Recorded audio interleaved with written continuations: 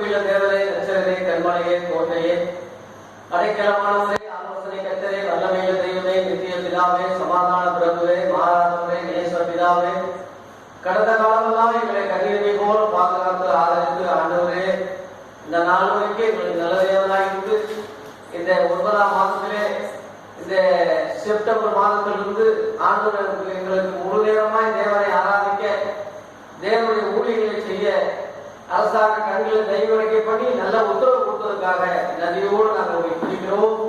இந்த வேதமான வகுப்பை கர்த்தர் ஆசீர்வதியும். பரிசுத்த ஆவியானவர் எங்களோடு கூட செயல்பட்டு, ஆவியானவர் எங்களோடு கூட இடைப்பட்டு கர்த்தர் எங்களோட பேசுகிறதை நாங்கள் கேட்கக்கூடியா. குற்றங்கள் முறைகள் எதுவாயும் கிருபையாய் மன்னித்து எங்கள் மேல் இரக்கமாயும் இந்த செய்தி கேட்கிற யாவரும் மேலும் உடைய கிருபையிலிருந்து காத்துக்கொள்ளும். உடைய இறக்கத்தை இயேசு கிறிஸ்துவின் நாமத்தில் வேண்டிக் கொள்கிறோம், ஜீவனுள்ள நல்ல பிதாவே, ஆமென். தேவனுடைய பரிசுத்த நாமத்திற்கு எல்லா கனமும் மகிமையும் துதியும் ஸ்தோத்திரமும் உண்டாவதாக. எபிரேயருக்கு எழுதின நிருபத்திலிருந்து தொடர்ந்து நம்ம பாடங்களை படிக்க போறோம். ஒவ்வொரு புதன்கிழமையும் ஒவ்வொரு அதிகாரமாக நம்ம தியானிக்க போறோம். இன்றைய தினத்திலே 1ஆம் அதிகாரத்தை நாம படிக்க போகிறோம். வேதாகமத்தை திறந்து எபிரேயருக்கு எழுதின நிருபம் 1ஆம் அதிகாரத்தை எடுத்து கையில் வைத்துக் கொள்ளுங்கள். அந்த 1ஆம் அதிகாரத்திலிருந்து இன்னைக்கு சுருக்கமாக ஒரு அதிகாரத்திலே உள்ள செய்திகளை படித்து நம்ம நிறைவு செய்து தேவனுக்கு மகிமை செலுத்துவோம். இந்த 1ஆம் அதிகாரத்திலே 5 விதமான குறிப்புகளை உங்களுக்கு நான் சொல்ல போகிறேன். முதல் குறிப்பு, தேவன் என்பவர் யார்? இரண்டாவது குறிப்பு, இயேசு என்பவர் யார்? மூன்றாவது, தேவ தூதர்கள் என்பவர்கள் யார்? நான்காவதாக, தேவனுடைய ஊழியக்காரர்கள் என்பது யார்? அஞ்சாவதாக, ரட்சிப்பை சூழ்ந்திருக்கிறவர்கள் யார் என்ற ஒரு 5 விதமான குறிப்புகளை இந்த முதல் அதிகாரத்திலே விளக்கி சொல்லி கர்த்தருடைய நாமத்தை மகிமைப்படுத்த அடியே ஏவப்படுகிறேன். இந்த எபிரேய நிருபம் 13 அதிகாரங்கள் உள்ளடக்கியது. ஏறக்குறைய 3 மாதங்கள், செப்டம்பர், அக்டோபர், நவம்பர், 3 மாதங்கள் ஒவ்வொரு புதன்கிழமையும் ஒவ்வொரு அதிகாரமாக நம்ம தியானித்தால் 3 மாதங்கள் செல்லும். இந்த எபிரேய நிருபம் மிக ஆழமானது, அருமையானது. வெளிப்படுத்துகிற விசேஷம் எப்படி மேலான மெய்யான வெளிப்பாடோ அதுபோல கிறிஸ்தவர்களுக்கு கிறிஸ்தவத்தை பற்றி அறிந்து கொள்ள, கிறிஸ்தவ ஊழியத்தை பற்றி அறிந்து கொள்ள, குறிப்பாக தேவ ஊழியர்களுக்கு இது மிகவும் பகுத்தறிவுள்ள, உயரம் பெற்ற நல்ல ஒரு வேத கல்வியாகும், படிப்பாகும், சரியான ஒரு காரியமாகும். தேவ ஊழியர்கள், கிறிஸ்தவ விசுவாசிகள் மிக கவனமாக இதை கேட்கும்படி அன்போட கேட்டுக்கொள்கிறேன். பொதுவாக இந்த நிருபத்தை எழுதினது யார் என்று கேள்வி கேட்டால் 80% பவுல் என்று சொல்கிறார்கள், 40% பர்னபான்னு சொல்கிறார்கள், அப்போலோ என்று 30% சொல்கிறார்கள். இப்படி பலவாறு கருத்துக்கள் இருந்தாலும் தமிழில் எபிரேயருக்கு எழுதின நிருபம் என்றே சொல்லப்பட்டிருக்கே தவிர ஆட்சியோர் பேர் இதில் குறிப்பிடப்படவில்லை.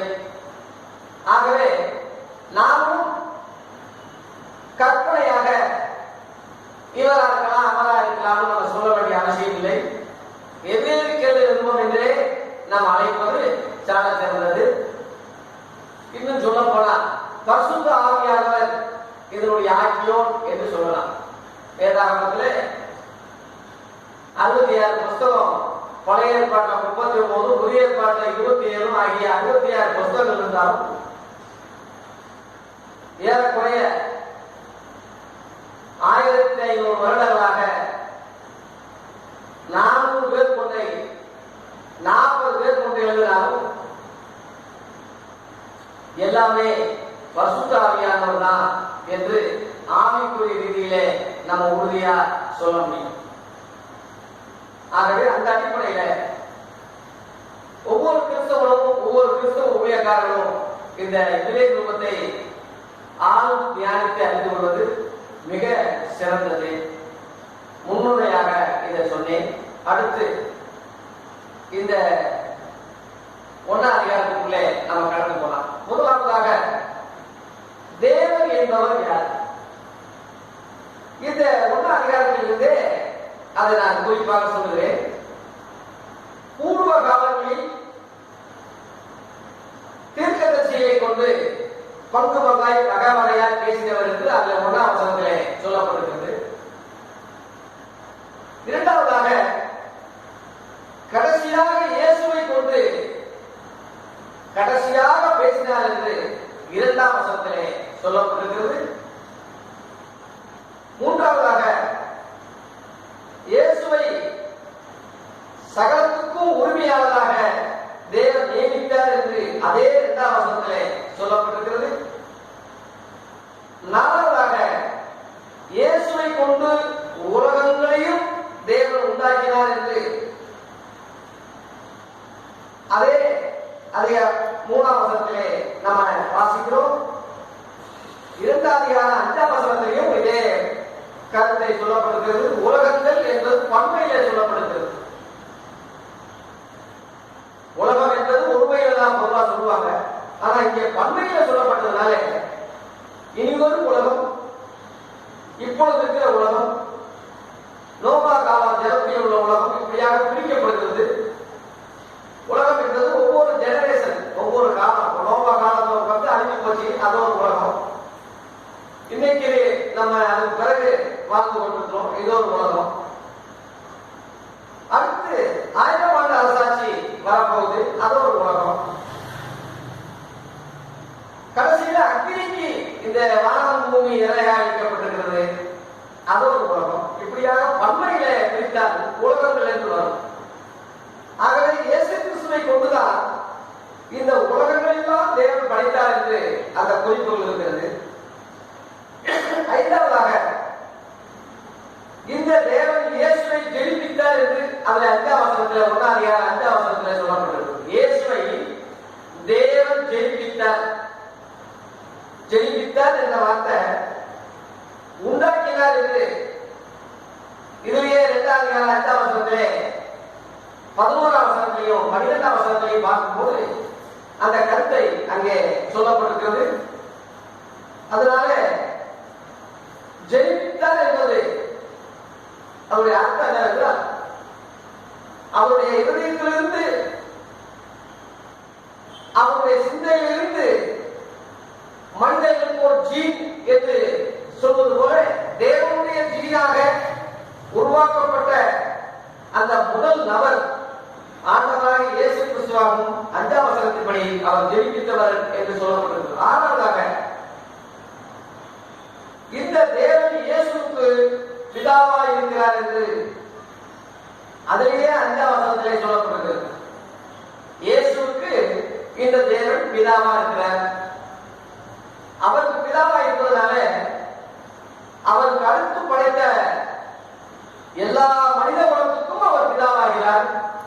அதனாலதான் பரமண்டலத்தில் உள்ள எங்கள் பிதாவை என்று மக்களோட மக்களாக தன்னை இணைத்துக் கொள்கிறார். மத்தேயு 6:9 இயேசு ஜெபிக்கும் போது அதை கற்றுக் கொடுக்கிறார். ஆகவே இயேசு கிறிஸ்துவுக்கு இந்த தேவன் பிதாவாக காணப்படுகிறார்.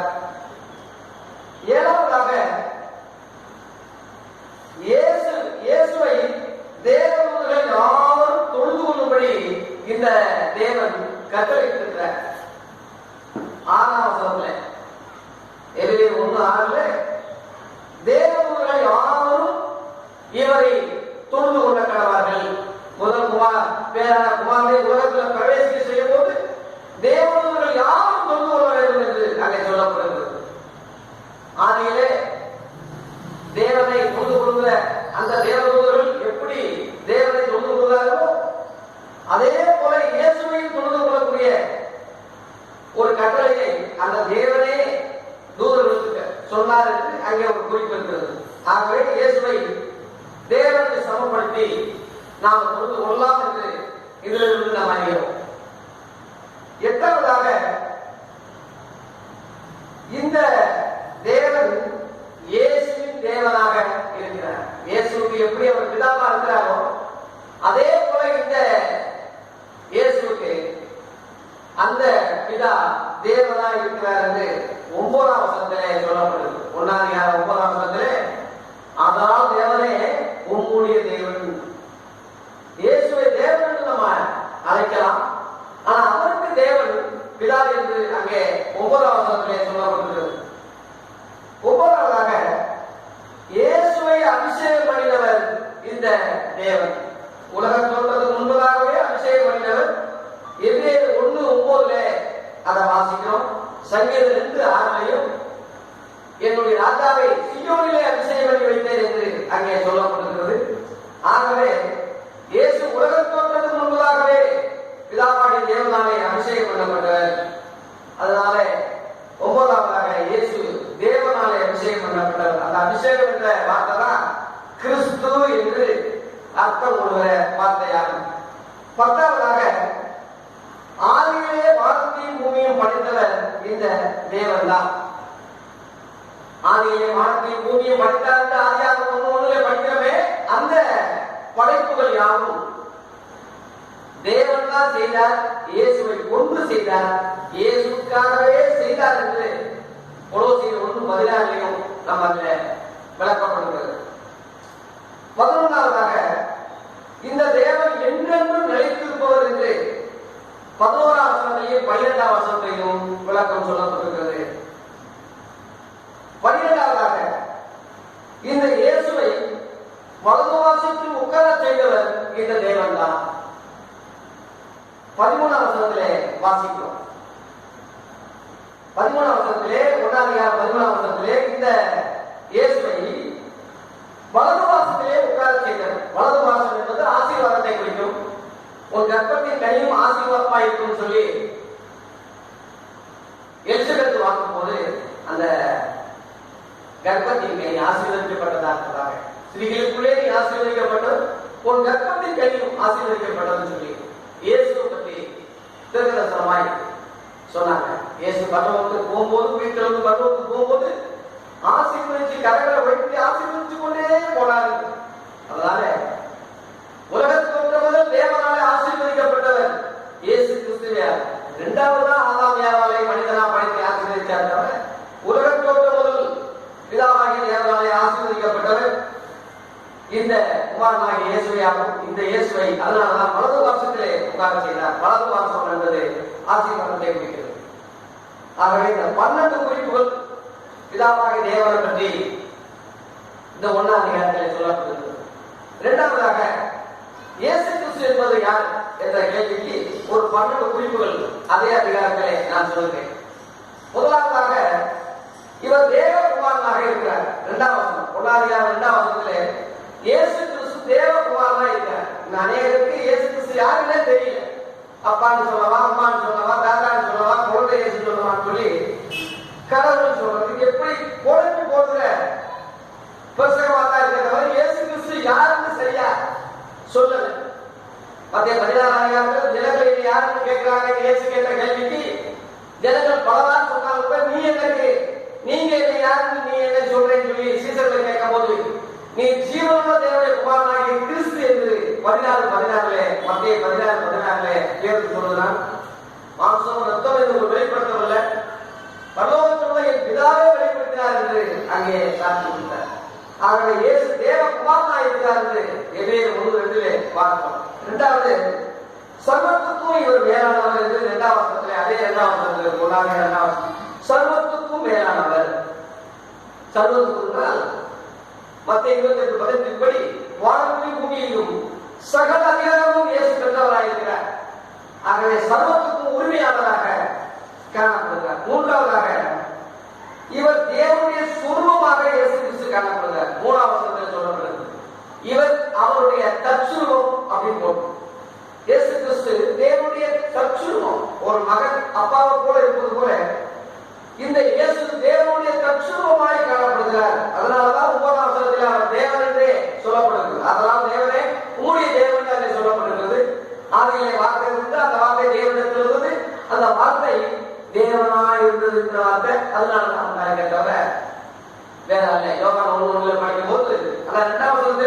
ஆதியிலே அவர் தேவனோடு இருந்தார் என்று யோவான் 1:2 இருக்கு.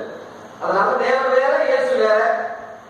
அந்த இயேசுவை தேவன் சொல்றது காரணம் இவர் அவருடைய தற்சுரூபம், அவருடைய நேச்சர், அவருடைய சாயல், இந்த அர்த்தத்துக்கு தான் அப்படி சொல்லலாம். நாலாவதாக சர்வத்தை நம்முடைய வசனத்தினாலே தாங்கக்கூடியவராக இருக்கிறார் என்று அதே 3ஆம் வசனத்தில் இருக்கு.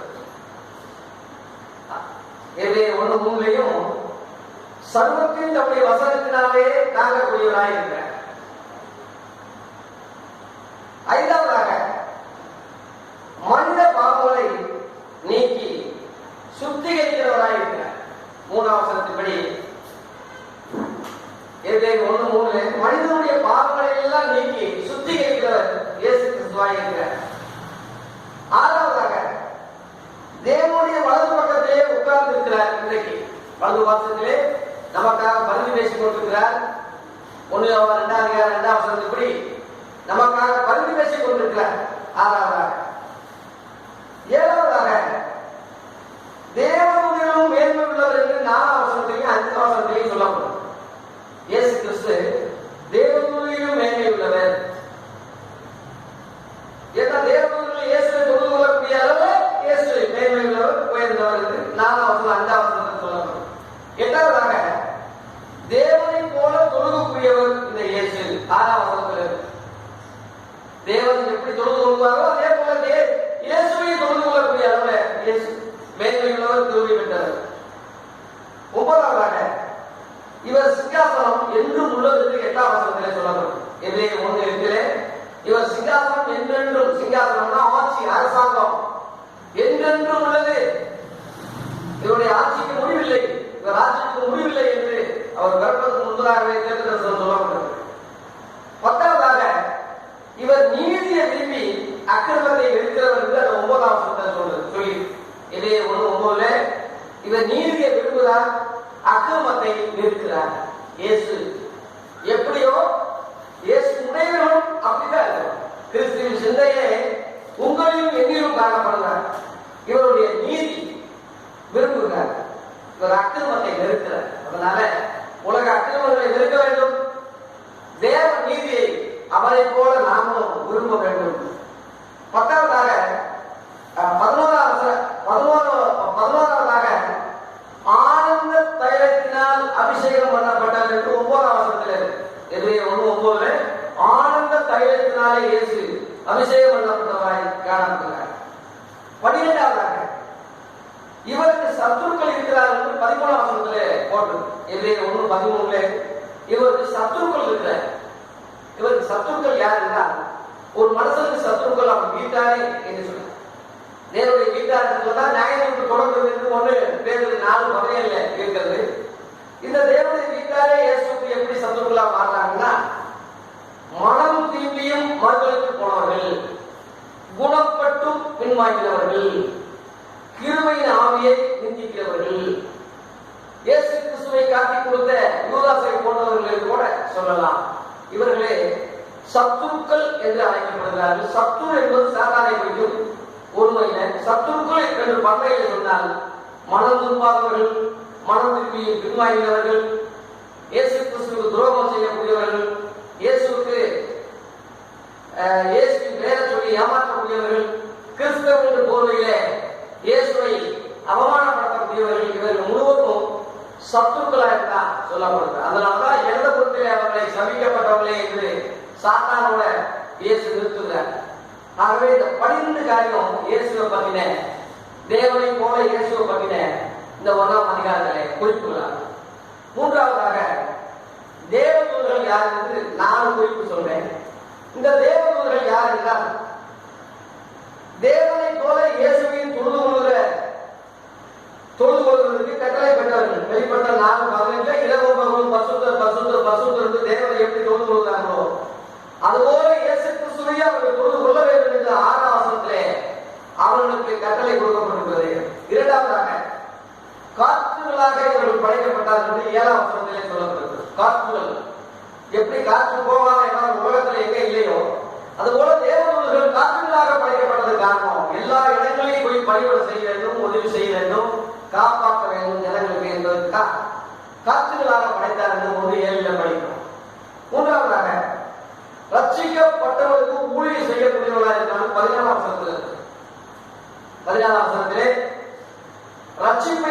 நியாயந்திருக்கக்கூடியவர்களுக்கு உதவி செய்யக்கூடியவர்கள், ஊழியம் செய்யக்கூடியவர்கள், பணிவிடை செய்யக்கூடியவர்களாய் 14ஆம் வசனத்திலே சொல்லப்பட்டிருக்கிறது. நான்காவதாக பணிவிட ஆவிகள் என்று அதே 14ஆம் வசனத்தில் சொல்லப்படும். எபிரேயர் 1:14 பணிவிட ஆவிகள். அதனால தேவதூதர்களுக்கு நாம கட்டளையிடலாம்.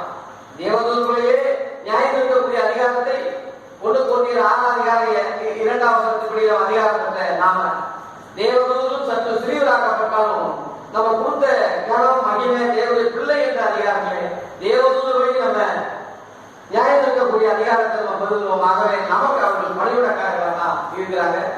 18ஆம் அதிகாரத்தில் சின்ன குழந்தைகள் கூட அவங்க கூடிய தேவதூதர்கள் உண்டு என்று சொன்னார். ஆகவே தேவதூதர்கள் யார் என்று 3ஆவது குறிப்பில 4 விதமான காரியங்கள் இந்த 1ஆம் அதிகாரத்தில் இருக்கிறது. 4வதாக தேவனுடைய ஊழியக்காரர்கள் யார் என்ற கேள்விக்கு ஒரு 2 குறிப்பு இந்த 1ஆம் அதிகாரத்தில் இருக்கிறது. முதல் குறிப்பு தம்முடைய ஊழியர் என்று சொல்கிறார். 7ஆம் வசனத்தில் தம்முடைய ஊழியர். 1ஆம் அதிகாரம் 7ஆம் வசனத்தில் தம்முடைய ஊழியர் என்று சொல்றார். இது எவ்வளவு பெரிய காரியம். தம்முடைய ஊழியர்னா அவருடைய அதற்கு பணிவிடை செய்யக்கூடிய தேவதூதர்கள் போராடக்கூடிய மக்கள் இருந்தால் கூட அவங்க எல்லாரையுமே அப்படி சொல்லல. ஊழியக்காரர்கள் தம்முடைய ஊழியர் சொல்லு, என்னுடைய ஊழியக்காரன் சொல்லு. அதனால ஊழியக்காரர்கள் ஒரு அடிமைகளை போல சிலர் நினைக்கிறாங்க, வேலைக்காரர்களை போல அதை செய் இதை செய் இதை செய்ய சொல்றாங்க. ஒரு கம்பெனியை வச்சுக்கிட்டு ரசிக்கப்படாத ஜானாய குடிக்கிறவங்களாம் அந்த கம்பெனியில இருந்து ஊழியக்காரன் வேலை வாங்குறது, அதை செய் இதை செய், ஊழியக்காரன் பாவம் ஒண்ணும் இல்லாம அங்கிட்டு இருந்து தெரிஞ்சுக்கிட்டு இப்படி அடிமைப்படுத்தக்கூடிய ஊழியக்காரர்கள் ஊழியர்களை நினைக்கக்கூடாது. ஊழியர்கள் தேவனுடைய ஊழியர், அவருடைய பணிவிடக்காரர். எப்படி ஒரு அரசாங்க ஊழியர்னா ஒரு மதிப்பு இருக்கு, தனியார் ஊழியத்துக்கும் அரசாங்க ஊழியத்துக்கும் மதிப்பு உண்டு, வித்தியாசம் உண்டு. அதுபோல இயேசு கிறிஸ்து பரலோகத்துடைய தேவனுடைய சாயல்ல படைக்கப்பட்ட மனிதர்கள். தேவன் தம்முடைய சாயலாக தம்முடைய ரூபத்தின்படி மனுஷனை உண்டாக்கினார்னா அந்த மனுஷனை தான் ஊழியக்காரனாக தம்முடைய ஊழியக்காரனாக தேவன் தெரிந்து கொள்கிறார் என்று லூக்கா 6:13 வாசிக்கிறோம். தேவதூதர்களை பணிவிடார்களாக தான் வச்சார் தவிர பணிவிட ஊழியத்தை செய்யலாம் வச்சார் தவிர ஊழியக்காரர்களாக தேவதூதர்களை சொல்லவில்லை. மல்கியா 2:7 அவர் கர்த்தருடைய தூதர் என்றே சொல்லப்படுகிறது. அதனால இங்கே எபிரேயர் 1:அதிகாரம் 7ஆவது வசனத்தின்படி தம்முடைய ஊழியர் என்று பெருமையாக சொல்லுகிறார். ஆகவே மனிதர்களுக்கு ஊழியர்கள் அடிமை அல்ல. இரண்டாவதாக அக்கினி ஜுவாலை என்று சொல்கிறார் 7ஆம் வசனத்தில். எபிரேயர் 1:7 அக்கினி ஜுவாலை என்று அங்கே சொல்லப்படுகிறது. ஆகவே தேவ ஊழியக்காரர்கள் ஆவியிலே அனலா இருக்கணும். ரோமர் 12ஆம் அதிகாரத்திலே ஆவியிலே அனலாயிருங்க கர்த்தருக்கு ஊழியம் செய்யுங்க சொல்லி 11ஆம் வசனத்திலே அங்கே சொல்லப்படுகிறது. அதனால ஆவிக்குரிய அனல் வேணும். அனலாவது குளிராவது இருந்தால் நலமா இருக்கும். வெதுவெதுப்பா இருந்தா வாங்கி பண்ணி போறேன்னு சொல்ற. குளிர் என்பது சரியில்லாத ஊழியக்காரர், அனல் என்பது உண்மையான ஊழியக்காரர். அப்ப நீ உண்மையான ஊழியக்காரனா மக்களுக்கு தெரிவி, அல்லது நீ ஒரு சரியில்லாத ஊழியக்காரனா மக்களுக்கு தெரிவி. 2 கெட்ட நிலைமையில நான் நல்ல ஊழியக்காரனா இருக்கேன் அப்படின்னு சொல்லிட்டு உலகத்துக்கு ஒத்துவேசம் தச்சுட்டு நீ உலகத்துக்கும் தேவனுக்கும் 10:6:24 படி நீ ஊழியக்காரனா இருப்பாய். வெதுவெதுப்பாளன் தான் உனக்கு பேரை தவிர நீ ஒரு அனல் உள்ள ஊழியக்காரன் அல்ல. ஆக உண்மையான ஊழியர்கள் அக்கினி ஜுவாலை என்று சொல்லப்படுது. அக்கினி என்பது தேவனை குறிக்கும். அக்கினியிலிருந்து ஜுவாலை வருவது போல தேவனுடைய வார்த்தையை சொல்லக்கூடிய தேவ ஊழியர்கள், தேவனுடைய ஊழியர், தேவ ஊழியர். இதை விட ஒரு பெரிய பட்டம் உலகத்தில் ஒண்ணுமே கிடையாது. எத்தனையோ பட்டங்கள் மனிதர்கள் கொடுக்குறாங்க. அந்த பட்டம் இந்த பட்டம் என்னென்னமோ டாக்டர் பட்டம் அந்த பட்டம் எந்த பட்டமா இருந்தாலும் தம்முடைய ஊழியர்னு சொல்றாரே, அக்கினி ஜுவாலைன்னு சொல்றாரே, இதை விட ஒரு பெரிய மகிமை ஒண்ணுமே கிடையாது. அக்கினி ஜுவாலைக்கு முன்னாடி உலகத்துல எந்த சக்தியும் நீக்க முடியாது. அக்கினி அவ்வளவு மகிமை உள்ளது, அக்கினி அவ்வளவு பவர் உள்ளது. அக்கினிக்கு முன்னாடி யாருமே நிற்க முடியாது. அதனால அக்கினி ஜுவாலை என்று உண்மையுள்ள ஊழியர்களை கர்த்தர் அழைக்கிறார். அதை என்னைக்கு மறந்தாங்க தேவ ஊழியர்களே. 5வதாக சொல்லிக் கொடுக்கிறேன். இந்த 1ஆம் அதிகாரத்திலே ரட்சிப்பை சூழ்நிலைத்தவர்கள் யார்? இதை ஒரு 3 குறிப்புகளை சொல்லி நான் இந்த செய்தியை நிறைவு செய்தேன். ரட்சிப்பை சூழ்நிலைக்கிறவர்கள் யார்? 14ஆம் வசனத்தில் போட்டிருக்கிறது. ரட்சிப்பை சூழ்நிலைக்கக்கூடியவர்கள் யார்? ரட்சிக்கப்பட்டேன், ரட்சிக்கப்பட்டுட்டேன், ரட்சிக்கப்பட்டு கொண்டே இருக்கிறேன், ரட்சிக்கப்படுவேன் என்றெல்லாம் 3 வித்தியாசங்கள் ரட்சிக்கப்பட்டிருக்கு. அந்த ரட்சிப்பை சூழ்நிலைக்கிறது ஒரு காரியம். பரலோகம் என்றால் பரலோகத்தை சூழ்நிலைக்கணும்ல. அதனால ரட்சிக்கப்பட்டா மட்டும் பூமியை ரட்சிக்கப்பட்டா மட்டும் போகாது, பரலோகத்தை சூழ்நிலைக்கணும். அப்படி சூழ்நிலைக்காம போகக்கூடிய ரட்சிக்கப்பட்ட சூழ்நிலைக்காம போனவர்கள்லாம் உங்களுக்கு உதாரணமா யூதாஸ் காரியோடு எடுத்துக்கிட்டா, அப்போஸ்தலர்களை பெறப்பட்டவன், தேவனுடைய ஊழியத்தை செய்ய அதிகாரம் பெற்றவன், கண்காணிப்பை ஊழிய கண்காணிப்பை பெற்றவன், இயேசுவின் அதிகாரத்தை பெற்றவன், இயேசுவாலே தெரிந்து கொள்ளப்பட்டவன். இப்படி யூதாச பல காரியங்கள் சொல்லலாம். ஆனா அந்த ஊழியத்தை இழந்துட்டான், அந்த பட்டத்தை இழந்துட்டான், அந்த பங்கை இழந்து போனான். அப்ப இந்த ரட்சிப்பை அவன் முழுமையாக சோதனைக்க முடியல இல்லையா? அதுபோல கிருபையின் ஆவியை நிந்திக்கக்கூடியவர்கள், இயேசுவின் கற்பனைகளுக்கு விலகி போகக்கூடியவர்கள், இயேசுவை மறுதலிக்கிறவர்கள், மறுபடியும் புதுப்பிக்கிறது கூடாத காரியத்தை எதிரே 6ஆம் அதிகாரத்தில் 4-6 வரை நம்ம படிக்கிறோமே. ஆகவே ரட்சிப்பை சூழ்நிலைக்காம ரட்சிக்கப்பட்டு ரட்சிப்பை மறுதலித்து சூழ்நிலைக்காக போகக்கூடியவர்கள் அநேகர் உண்டு. ஆனா ரட்சிப்பை சூழ்நிலைக்கிறவர்கள் யார் என்றால் எபிரேயர் 1:14 அந்த குறிப்பு இருக்கிறது. சொல்லி முடிக்கிறேன். 1வது, இயேசுவின் இரத்தத்தின் மூலம் பாவம் சுத்திகரிக்கப்பட்டவர்கள். 3ஆம் வசனத்தில் எபிரேயர் 1:3 இயேசுவின் இரத்தத்தின் மூலம் பாவம் சுத்திகரிக்கப்பட்டவர்கள், நிச்சயம் உடையவர்கள். என் பாவத்தை இயேசு மன்னித்தார், அவருடைய இரத்தத்தினால கழுவப்பட்டேன், இந்த நிச்சயம் நமக்கு இருக்கணும். இதுதான் கிருபையின் ஐஸ்வர்யம் என்று எபேசியர் 1:7 கிருபையின் ஐஸ்வர்யம் பாவ மன்னிப்பாக மீட்பு எனக்கு உண்டாயிருக்கிறது. 1 யோவான் 1:7 இயேசு கிறிஸ்துவின் இரத்தம் சகல பாவங்களை நீக்கிறவர் சுத்திகரிக்கிறது சொல்றவே. அந்த சுத்திகரிப்பின் அனுபவத்தை நான் பெற்றிருக்கிறேன். இயேசுவின் பாவத்தை மன்னித்து விட்டார். இந்த ஒரு விசுவாசத்தை, இந்த நம்பிக்கை உடையவர்கள் தான் பரலோகத்தை ரட்சிப்பின் சுதந்திரத்தை அனுபவிக்கக்கூடிய சூழ்நிலைக்கக்கூடியவர்களாய் காணப்படுகிறார்கள். இவங்க வெளிப்பட்ட விசேஷம் 21-24 படி ரட்சிக்கப்பட்டவர்கள் அந்த வெளிச்சத்திலே நடக்கிறார்கள் என்றும், அப்போஸ்தலர் 2:47 ரட்சிக்கப்பட்டவர்களை கர்த்தர் அனுதினம் சபையிலே சேர்த்து கொண்டு வருகிறார் என்ற அந்த வார்த்தையில் இந்த சூழ்நிலைக்கக்கூடியவர்களுக்கு பொருந்தும்.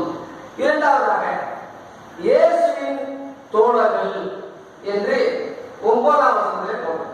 எபிரேயர் 1:9 இந்த ரட்சிப்பை சூழ்நிலைக்கிறவர்கள் யார் என்ற கேள்விக்கு இயேசுவின் தோழர்கள், தோழரை பார்க்கும் அவரை ஆனந்த தைலத்தினால் அபிஷேகம் பண்ணினார் சொல்றேன். இந்த தோழர்கள் என்பது இயேசுவின் சிநேகிதர்கள். தோழர்கள் நண்பர்கள், சிநேகிதர்கள். யோவான் 15:15 இனிமேலும் உங்களை ஊழியக்காரன் சொல்ல மாட்டேன், ஏனென்றால் எஜமான் செய்வது ஊழியக்காரன் அறிய மாட்டான். நான் எல்லாத்தையும் உங்களுக்கு பிதாவிடத்தை கேள்விப்பட்டு எல்லாத்தையும் உங்களுக்கு சொல்லிட்டேன், அதனால இனிமேல ஊழியக்காரன் சொல்ல மாட்டேன். அதுக்கு மேல நான் உங்களுக்கு சொல்லுவேன், என்னன்னா சிநேகிதரே.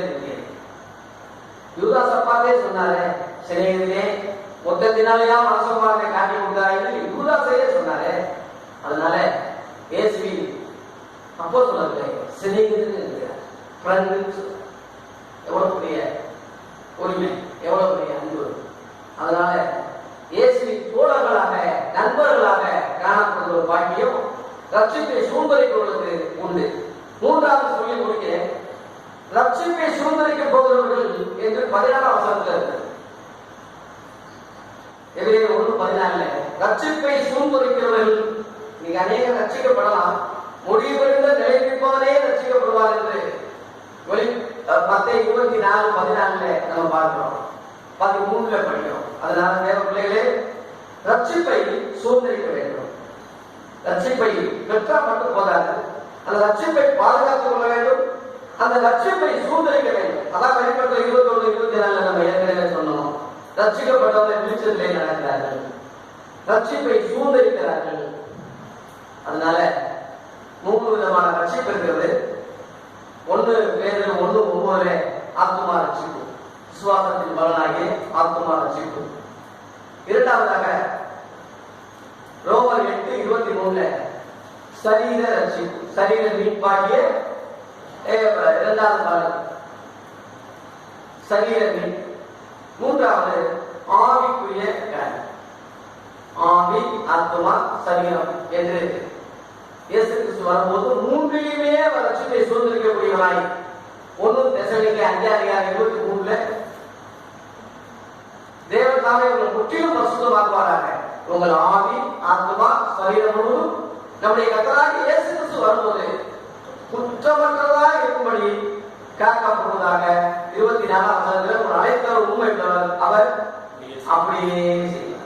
அதனால ஆவி ஆத்மா சரீரம் முழுமையும் பெறக்கூடிய அந்த இதுதான் சூத்திரிக்கக்கூடிய ரட்சிப்பை சூத்திரிக்கக்கூடிய ஆவிக்குரிய கருத்தார். ஆகவே இந்த எதிரே 1ஆம் அதிகாரத்தை நான் நிறைவு செய்தேன். அடுத்த புதன்கிழமை எதிரே 2ஆம் அதிகாரத்தை நான் உங்களுக்கு விளக்கி சொல்கிறேன். இந்த 1ஆம் அதிகாரத்திலே 5 விதமான குறிப்புகளை திரும்ப சொல்லி நான் முடிக்கிறேன். முதலாவது தேவன் என்பவர் யார், இரண்டாவது இயேசு கிறிஸ்து என்பவர் யார், மூன்றாவது தேவ தூதர்கள் என்பவர் யார், நாலாவது தேவனுடைய ஊழியக்காரர்கள் என்பது யார், ஐந்தாவதாக ரட்சிக்கப்பட்டவர்கள் ரட்சிப்பை சுதந்திரிக்கிற போது யார், ரட்சிப்பை சுதந்திரிக்கிறவர்கள் யார். இந்த ஒரு 5 விதமான குறிப்புகள் 1ஆம் அதிகாரத்திலே அடங்கியிருக்கிறது. விரிவாக விளக்கமா சொல்வதற்கு நேரமும் காலமும் கம்மி. ஞானமுள்ள மனதிலே விளக்கட்டும். கோடு போட்டிருக்கேன், நீங்க நோட் போடலாம். எதிர்க்கிற நிறுவனத்தை விளக்க புத்தகமாக எழுதியிருக்கிறேன், அதை நீங்க வாங்கி படித்துக் கொள்ளலாம். இந்த செய்தியை நிறைவு செய்கிறேன். கர்த்தர் நம்மை ஆசீர்வதிப்பாராக. ஆமென்.